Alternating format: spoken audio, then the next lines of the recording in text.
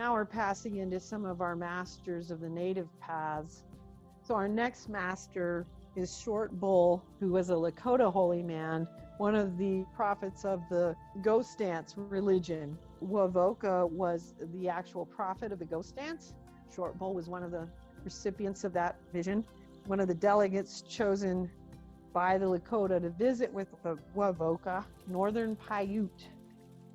He claimed that, Wovoka had claimed, that he had been taken into the spirit world and saw all Native American beings taken up into the sky and the earth opening up to swallow all the white people and to revert back to its natural state. The Native Americans, along with their ancestors, were put back upon the earth to live in peace. He also knew that he was shown that by dancing the round dance continuously, the dream would become reality and the participants would enjoy the new earth. And the ghost dance became something that was spread far and wide. It led to the Wounded Knee Massacre because the white men were so afraid of it.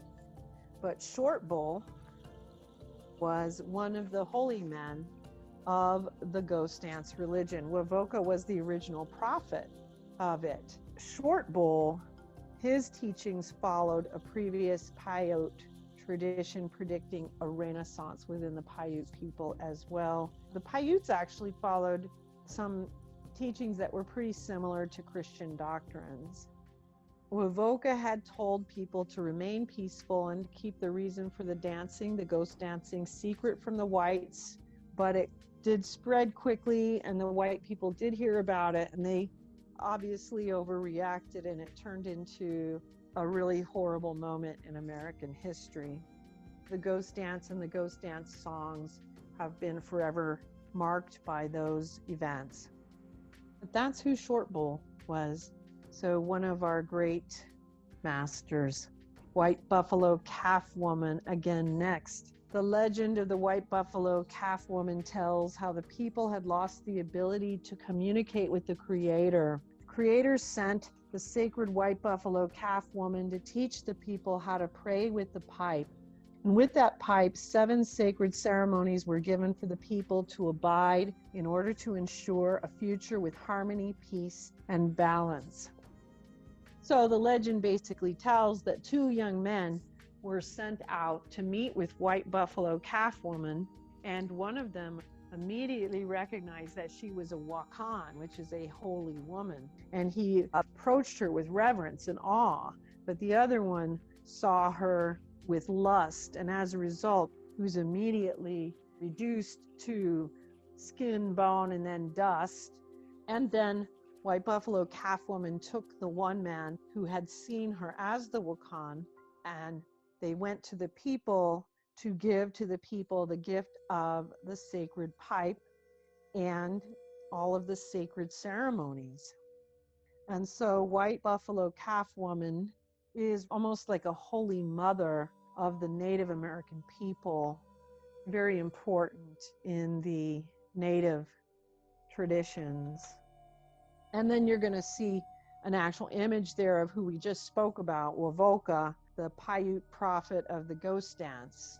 And some of the things that he said, some of the sayings that he was known for, he said, "When the sun died, I went up to heaven and saw God and all the people who had died a long time ago. And he said, do right always." The Baldwin twins were the keeper of the sacred arrows of the Cheyenne. Not everything that is faced can be changed, but nothing can be changed until it is faced. And Tenkwatawa was a mystic. "My name is Tenkwatawa, he who opens the door. I have been shown how to open the door that has shut us out from happiness. I died and went to the world above and saw it. I had done every sin against my people and myself." And he came back a changed man and became a prophet to his people. And then we have Amaha. She was a Kiowa Taimai keeper from 1894 to 1939.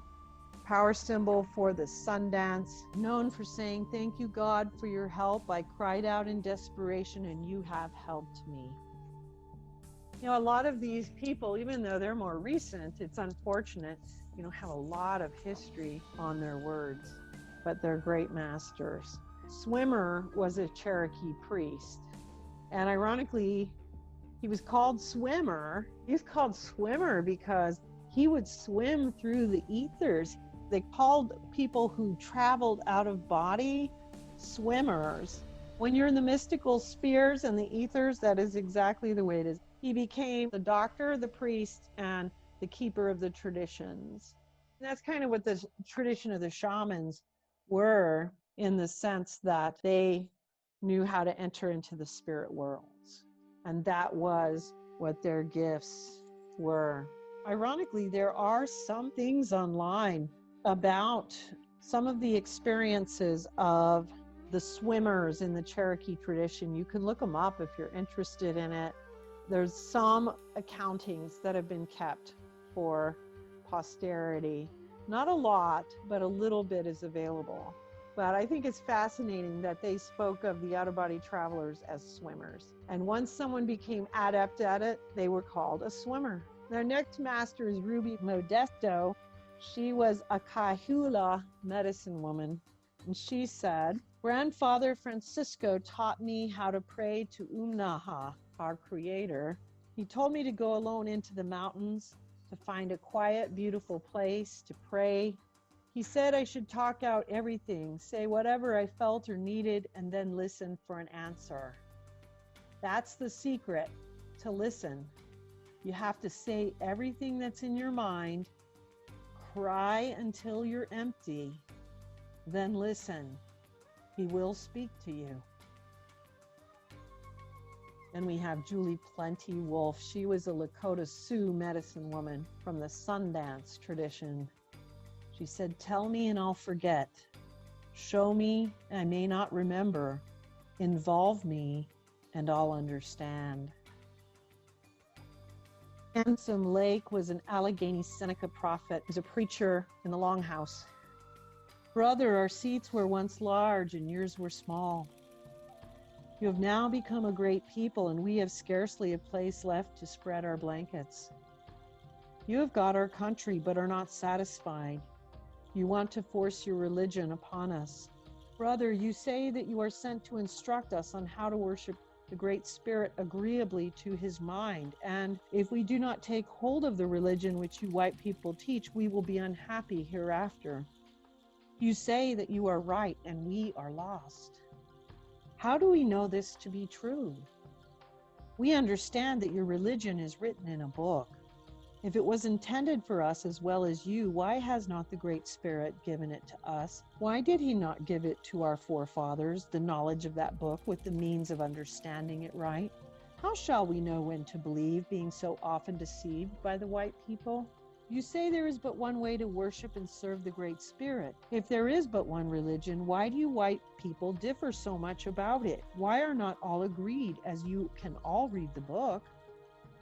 We are told that your religion was given to your forefathers and has been handed down from father to son. We also have a religion which was given to our forefathers and has been handed down to us, their children, to be thankful for all the favors we receive, to love each other and to be united. We never quarrel about religion. The Great Spirit has made us all, but he has made a great difference between his white and red children. He has given us different complexions and different customs. Since he has made so great a difference between us in other things, why may we not conclude that he has given us a different religion according to our understanding? We do not wish to destroy your religion or take it from you. We only want to enjoy our own. We are told that you have been preaching to the white people in this place. These people are our neighbors. We will wait a little while and see what effect your preaching has upon them. If we find it does them good, makes them honest and less disposed to cheat Indians, we will then consider again of what you have said." And how many of us have even heard of Handsome Lake? And then there's Lakota Sioux woman, ghost dancer, fallen into the spirit world. They told the people they could dance a new world into being. There would be landslides, earthquakes, and big winds. Hills would pile up on each other. The earth would roll up like a carpet with all the white man's ugly things. The stinking new animals, sheep and pigs, the fences, the telegraph poles, the mines and factories. Underneath would be the wonderful old world as it had been before the white fat takers came. White men will be rolled up, disappear, go back to their own continent. But they did not. Mrs. Bad Warrior, holder of the Lakota Sioux Sacred Calf Pipe Bundle. This is from the current holder, Chief Arvol Looking Horse. She said this in 2016. Know that you yourself are essential to this world. Understand both the blessing and the burden of that. You yourself are desperately needed to save the soul of this world. Did you think you were put here for something less? In a sacred hoop of life, there is no beginning and no ending. And what was interesting about Mountain Wolf Woman, she was brought up in a traditional tribal religion, was forced into an arranged marriage, but she left that arranged marriage and married the man she wanted to marry later on, and kind of told everyone else, stick it where the sun don't shine. That's probably why they called her the sister of crashing thunder, I guess. And then we have Pakya, the nephew of the religious leader Smohala. He was known for saying, all creation is capable of having a spirit and is therefore deserving of respect. And Pretty Shield. Ah, my heart fell down when I began to see dead buffalo scattered all over our beautiful country, killed and skinned and left to rot by white men. Many, many hundreds of buffalo. The Indian never hurts anything, but the white people destroy all. A brave man is seldom unkind.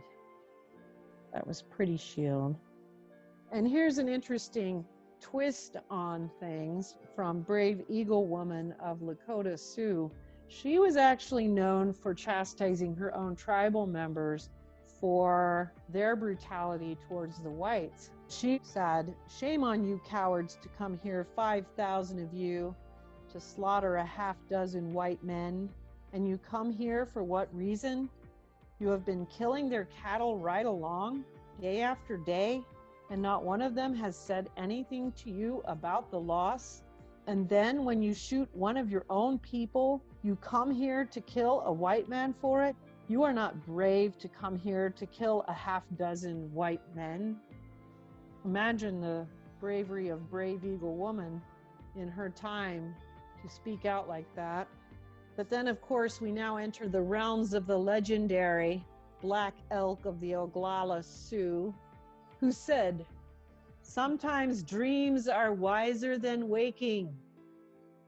There can never be peace between nations until there is first known that true peace which is within the souls of men. I cured with the power that came through me.